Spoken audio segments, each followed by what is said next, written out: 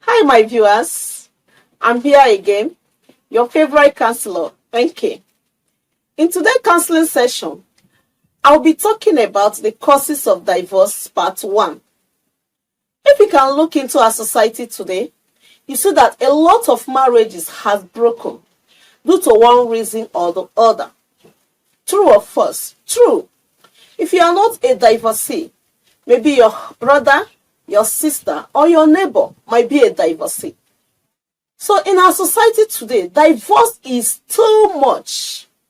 It's a social problem that majority of the marriages are facing.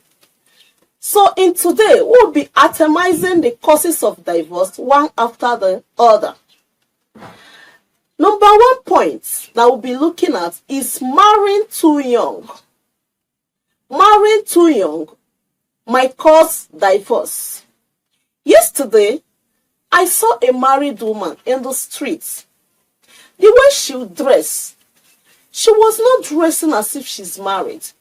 And I know her very well. I called her. I said, Mommy Sarah. She answered.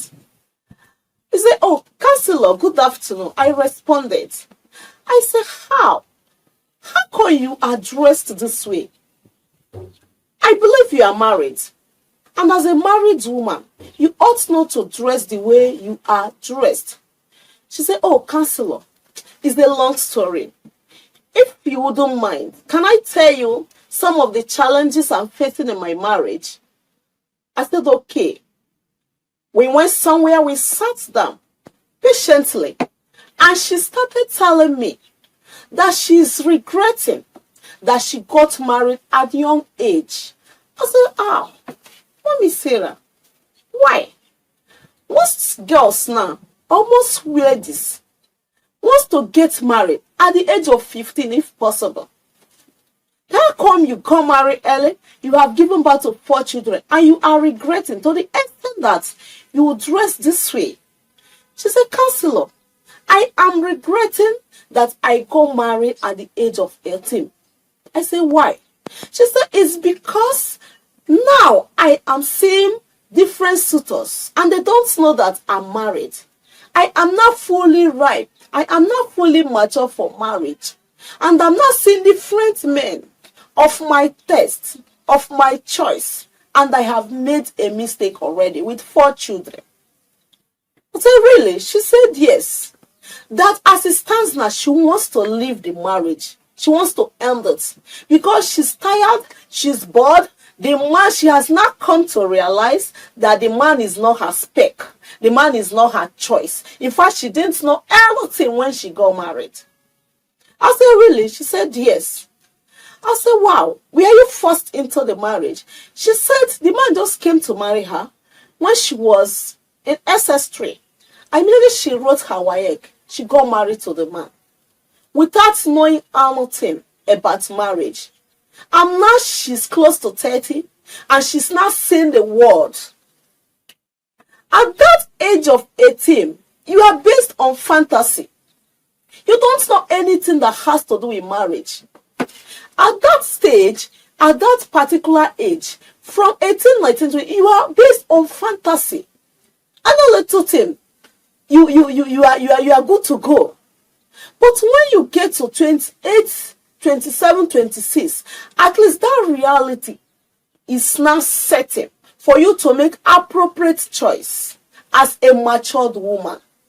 So can you see how marrying very young is not trying to make somebody divorce her marriage?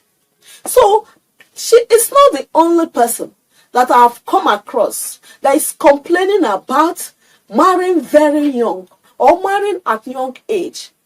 I've come across a lot of them. That divorce is now the next option they are thinking about.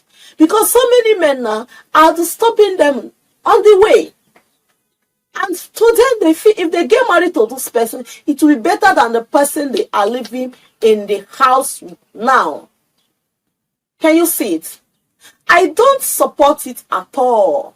And I can't even give my daughter out at the age of 18 years to get married to a man. No. Let that age of fantasy delete from her memory. Let her cross 20 to know the reality of life before she get married. Now, marrying too young is what? One of the causes of divorce. Now, let's look at another point. Inadequate preparation before getting married is a cause of divorce. Inadequate preparation. Most persons rush into marriage without preparation, without preparing. Two of us, of course you know, you just jump into marriage without preparing the necessary thing that will make your marriage to work, without preparing the adequate thing that will make your marriage to work. You just marry because Patience is already married. Juliet is already married. You just jump into marriage. The way you jump into it is the way you may jump out. Regret will become the talk of the day for you. What are these preparations? First of all, you should know the partner you want to get married to. Know your partner very, very well. Know what he does. Your partner should know what you do. You know, not, oh, I want to get married to this man. And you know he's living in a very small room. And before you know it, children will follow. And your financial strength is not all that enough to carry you, the mom, and the unborn children. Now, when you get married, you'll be expecting this man now to provide for you, provide shelter, your clothing, and for the kids. And in a situation where he's not able to do this, he said, oh, you married me to suffer me. You brought me from my parents' house to punish me here. No, you that rushed to get married to him. Probably maybe there was no wedding. You just took him for the man and you start giving birth. So what are you expecting? At the end of it, oh, I want to leave this marriage. I cannot suffer to eternity. When once you miss it, my dear, in marriage, how? It will be hell on earth. When once your parents finish nursing you, the next stage in your life is for you to have a befitting marriage. It's for you to have a sweet home. So if you are joking with your life and you missed it in marriage, you are doomed for. Every day you'll be shedding tears. Every day you'll be complaining. You'll be blaming God. You'll be blaming your village people. Why? They are not part of your problem. You did not prepare. You did not consider some things. What are you actually doing before you get married? What is your financial strength before you get married? Because you know, if you get married, you want to bring your friends to see. You want them to know where you are living. You want them to know how you are living. You must discuss with your friends. So what will you tell them? That you eat a square meal a day? That you don't even have good cream to rub on your skin? That you don't even have a comfortable place to lay your head? That you cannot even feed your kids? You cannot even buy good clothes for them? To even pay school fees for them is a problem. Because there was no adequate preparation before marriage. So as you jump into it, and you are just expecting that there will be miracle from anywhere. No, my dear. Prepare very, very well. Consider a lot of things before you go into marriage. So that you will not end up divorcing tomorrow. Did you get that? So preparation before marriage. Preparation before marriage will help you a long way in your marriage. I hope you've learned something there. Now let's look at point number 3. Lack of family support for each other to get married. Lack of family support for each other to get married. How do I mean? When you want to get married to your husband or to your wife, did the family, your both families support the marriage?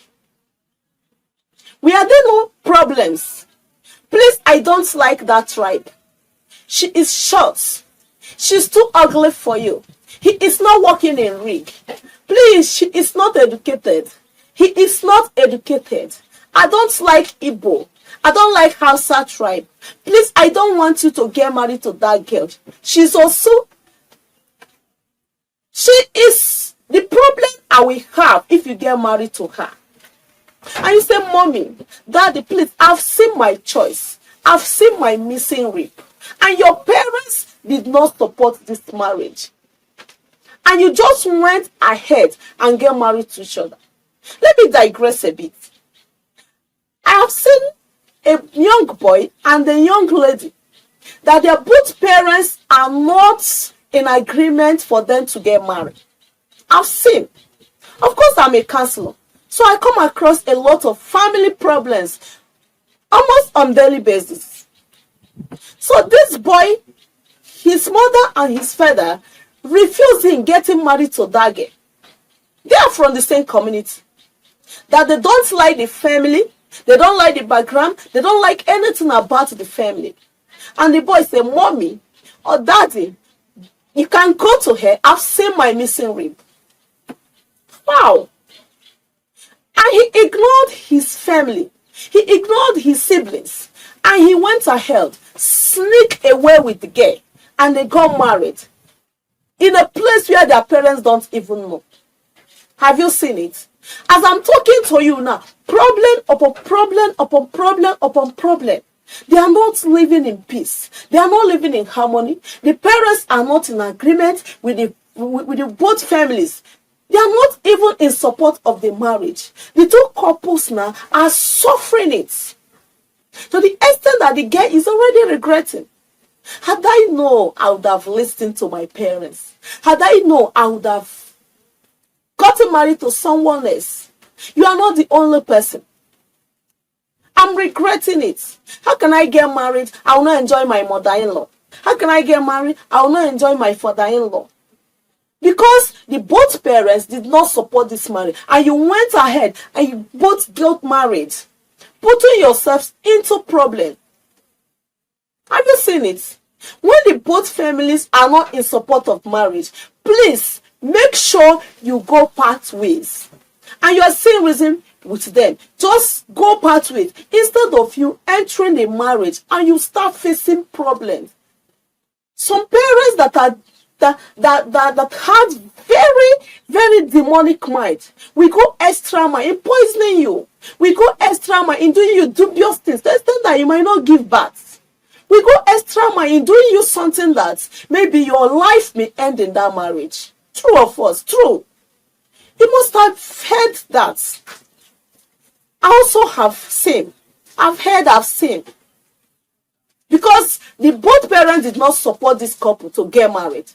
The mother-in-law went as far as doing a lot of demonic acts. This girl did not give birth. From one hospital to the other, until a man of God now told them that your mother-in-law did not support this marriage. At the end of it, they divorced. Can you see it? It's better you should not marry than marry and you divorce at the end of the day. Have you learned something there?